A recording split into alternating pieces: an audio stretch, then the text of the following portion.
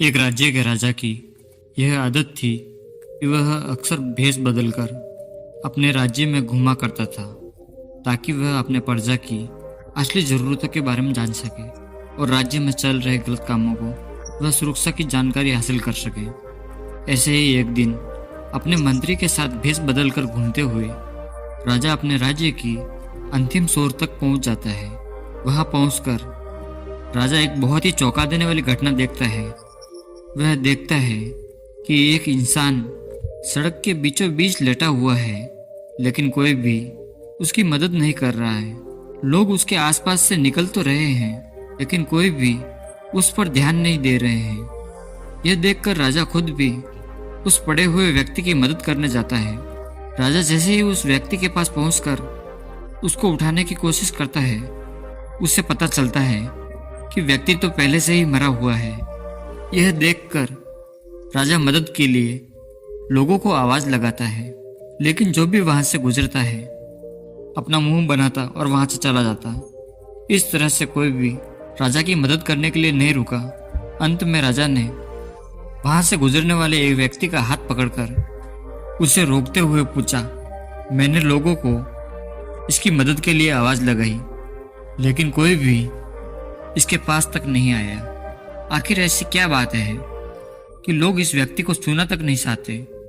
यह सुनते ही उस व्यक्ति ने मुंह बनाते हुए जवाब दिया, सब इसके कर्मों का फल है। यह हमारे नगर का सबसे बड़ा पापी है।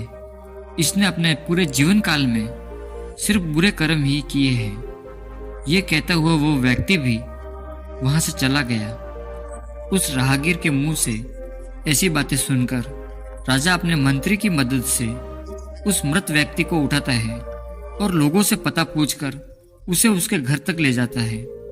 अपने मृत पति को देखकर उसकी पत्नी जोर जोर से रोने लगती है। तभी थोड़ी देर बाद राजा उसकी पत्नी से लोगों के प्रति जो व्यवहार था उसके बारे में बताता है, जो उसने सड़क पर देखा था। राजा की बातें सुनकर उसकी पत्नी ने अपने पति की तरफ सम्मान भरी दृष्टि से देखते हुए पूरे आत्मविश्वास के साथ कहा, मैं इस बात को अभी सिद्ध कर सकती हूँ कि मेरे पति एक बहुत ही अच्छे इंसान थे। यह सुनकर राजा चौंक जाता है और कहता है, लेकिन लोग तो कह रहे थे कि ये एक पापी व्यक्ति है। यहाँ तक कि लोग इसे इतनी नफरत करते हैं कि वो इसके मृत शरीर को छूने तक भी तैयार नहीं है।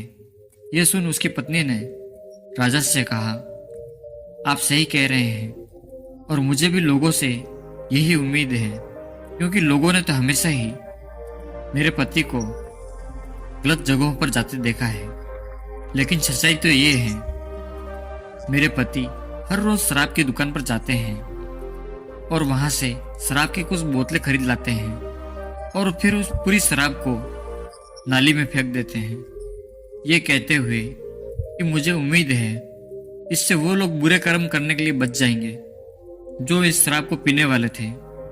फिर उसके बाद रात में मेरे पति उन स्त्रियों के पास जाते जो देह व्यापार करके अपना जीवन यापन करती है।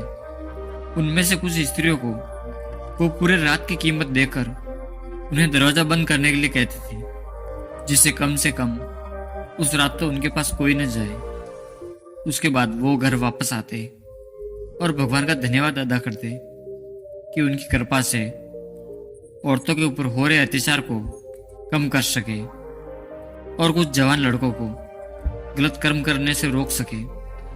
तो लोग अक्सर मेरे पति को ऐसी जगहों पर जाते हुए देखते थे और समझते थे मेरे पति शराबी हैं और अपनीयत के हैं। मैं अक्सर अपने पति से कहती थी कि याद रखना, जब तुम मरोगे तो कोई तुम्हें छुएगा भी नहीं और तुम्हारी अर्थी को भी कोई कंधा देने वाला नहीं होगा।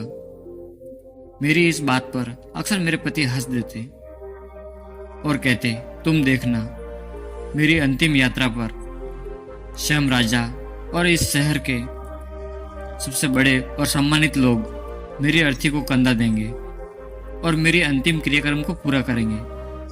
उसकी पत्नी के मुंह से ऐसी बातें सुनकर राजा की आंखों में आंसू आ गए और उसने कहा, मैं ही इस राज्य का राजा हूँ और कल सुबह मैं और मेरे मंत्री इसकी आखिरी यात्रा पर इसकी अर्थी को कंधा देंगे और इसका अंतिम संस्कार करेंगे।